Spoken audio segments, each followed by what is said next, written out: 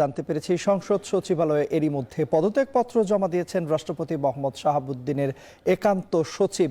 এ বিষয়ে বিস্তারিত জানাতে সংসদ ভবন এলাকা থেকে আমাদের সঙ্গে যুক্ত আছেন সহকর্মী হাসিব বিল্লা এবং বঙ্গভবনের সামনে থেকে যুক্ত রয়েছেন সহকর্মী সাজিদ আরাফাত। শুরুতেই যাচ্ছি হাসিবের কাছে। হাসিব, আমরা বলছিলাম যে রাষ্ট্রপতি পদত্যাগপত্র জমা দিয়েছেন সংসদ সচিবালয়ে তিনি পাঠিয়েছেন, সেটি তার একান্ত সচিবের মাধ্যমে।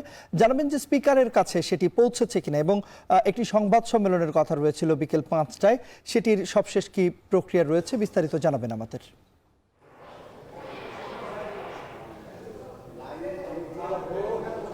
তন্ময়, আমরা কিছুক্ষণ আগে জেনেছিলাম যে বঙ্গভবন থেকে সংশ্লিষ্ট কর্মকর্তারা এই সংসদ ভবনের উদ্দেশ্যে রওনা হয়েছিলেন। তার 10 মিনিট পরে আমরা দেখলাম এই যে কিছুক্ষণ আগেই বেশ কয়েকটি গাড়ি ইতিমধ্যে প্রবেশ করেছে সংসদের ভিতরে এবং সংসদের শপথ কক্ষে তার আগে গিয়ে অবস্থান করছিলেন জাতীয় সংসদের স্পিকার হাফিজউদ্দিন আহমদ, যিনি মূলত থাইল্যান্ডের সফরে ছিলেন। সেখানে 2 দিন সফর সংক্ষিপ্ত করে আজকে দুপুরেই বাংলাদেশে এসে আসেন এবং তারপরে বেলা 1টার দিকে তিনি তার বাসভবনে প্রবেশ করেন এবং তারপরে কিছুক্ষণ বিরতির পরে আমরা দেখছি যে আজকের যে রাষ্ট্রপতির যে পদত্যাগের যে কার্যক্রম সেটি কিন্তু ইতিমধ্যে দৃশ্যমান হয়েছে। যে কার্যক্রম বা রাষ্ট্রপতির পদত্যাগ নিয়ে বেশ 2-1 দিন ধরে গুঞ্জন ছিল, বিভিন্ন দেশি বিদেশি গণমাধ্যমে আলোচনা ছিল, যদিও বলা হচ্ছিল যে শুক্রবারের মধ্যে রাষ্ট্রপতি পদত্যাগ করতে পারেন।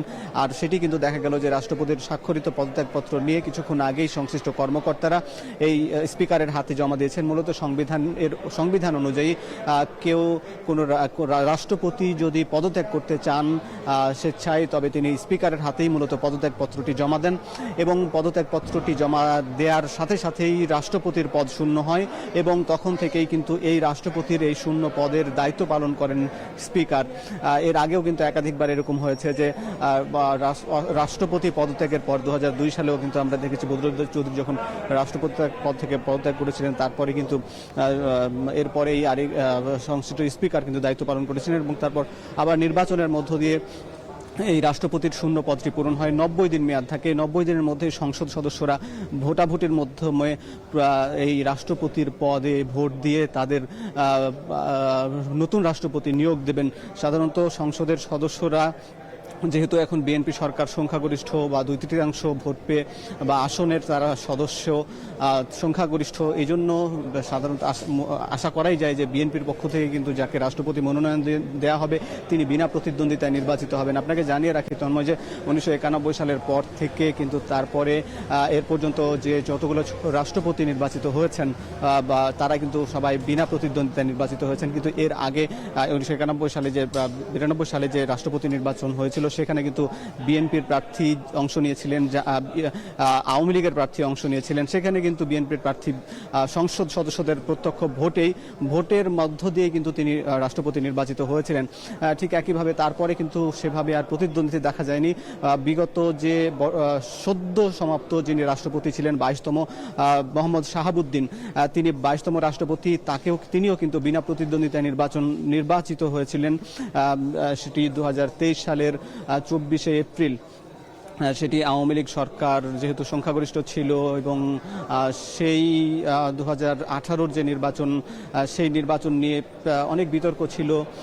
সেই বিতর্কিত নির্বাচনের মধ্য দিয়ে যখন আওয়ামী লীগ এই ক্ষমতায় আসে এবং তারপরের যে রাষ্ট্রপতি হিসাবে যখন শাহাবুদ্দিনকে নিয়োগ দেন এবং তারপরে যখন আওয়ামী লীগের পতন হয়, সেই আওয়ামী লীগের পতনের পর কিন্তু রাষ্ট্রপতি শাহাবুদ্দিনের পতনের ব্যাপারটি বেশ আলাপ আলোচনা হয়েছিল এবং যখন শেখ হাসিনা ভারতে পালিয়ে যান 5 আগস্ট, কিন্তু তারপর থেকেই যে অবস্থান বা শূন্যতা, সাংবিধানিক শূন্যতা তৈরি হয়, তখন কিন্তু সাংবিধানিক শূন্যতা ধরে রাখার জন্য বা অপ্রীতিকর বা অস্থিতিশীল পরিস্থিতি না হয়, এই জন্য কিন্তু রাষ্ট্রপতিকে বিদ্যমান রেখেই অন্তর্বর্তী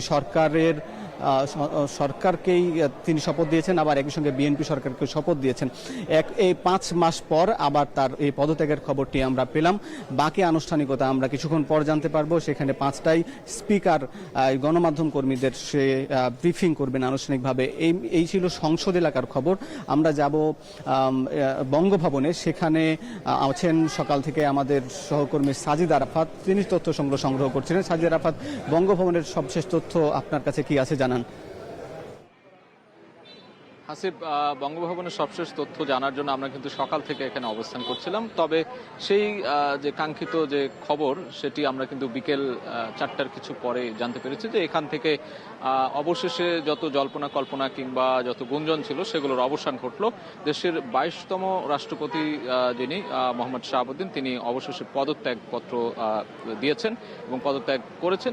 এরই মাধ্যমে কিন্তু রাষ্ট্রপতির পদ এখন শূন্য হয়ে গেল। এই পরবর্তীতে সাংবিধানিক যে নিয়ম, সেই নিয়ম অনুযায়ী এখন যিনি সংসদের স্পিকার রয়েছেন মেজর হাফিজউদ্দিন আহমেদ, তার কাঁধে কিন্তু বর্তালো এই অস্থায়ী রাষ্ট্রপতির যে দায়িত্ব সেটি, এবং সেটি হয়তো বিকেল 5টায় একটি আনুষ্ঠানিক সংবাদ সম্মেলন করার কথা রয়েছে। আপনি যেটি বলছিলেন সংসদ সচিবালয়, সেই সংবাদ সম্মেলনের মাধ্যমেই বিষয়টি কিন্তু একেবারে পুরোপুরি স্পষ্ট হয়ে যাবে। যদিও গত 2 দিন ধরে ধোঁয়াশা ছিল যে পদত্যাগপত্র দেবেন এবং পদত্যাগ করতে যাচ্ছেন রাষ্ট্রপতি, এবং সেটি নিয়ে কিন্তু নানান ধরনের আলোচনা ছিল। সেই আলোচনা বলা চলে যে একেবারে টক অফ দ্য টাউন ছিল এই ঘটনাটি। রাজনৈতিক অঙ্গনেও কিন্তু নানান ধরনের আলোচনা হচ্ছিল।